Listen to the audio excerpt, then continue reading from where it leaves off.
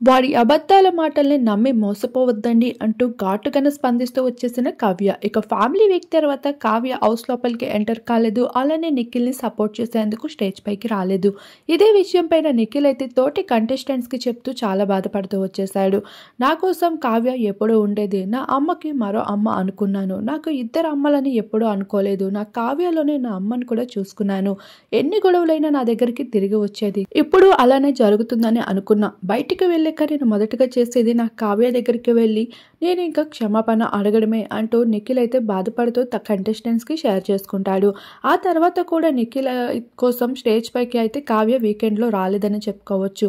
అయితే తన మదర్ వచ్చాక ఫుల్గా అలర్ట్ చేస్తూ వచ్చింది. అశ్వినికి దూరంగా ఉండాలి, బయట బ్యాడ్గా వెళ్తుంది అని. ఇక అప్పటి నుండి అశ్వినిని కూడా దూరంగా పెడుతూ ఉన్నాడు నిఖిల్.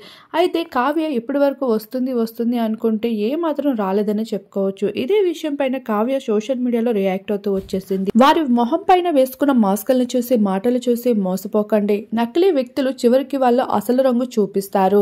వారు ముసుగులో ఉండి ఇప్పుడు ప్రస్తుతం అలాంటి మాటలు ఆడుతున్నారు. వేచి ఉండండి, రియల్ ఫేస్ ఏంటో మీకు త్వరలోనే తెలుస్తుంది అంటూ నిఖిల్ మాటల పైన ఘాటుగానే మొదటిసారిగా స్పందిస్తూ కావ్య అయితే వారిద్దరి మధ్యన రిలేషన్ ఏమాత్రం బాలేదని, నిఖిల్ మొత్తం బిగ్ బాస్ లో నటిస్తున్నాడని, ఇప్పుడు దాకా అశ్విని, అప్పుడు సోనియా, ఇప్పుడు మదర్ వచ్చాక అన్ని అలర్ట్ చేశాక ఇప్పుడు కావ్య అంటున్నాడు అంటూ ఘాటుగానే స్పందించడం జరిగింది.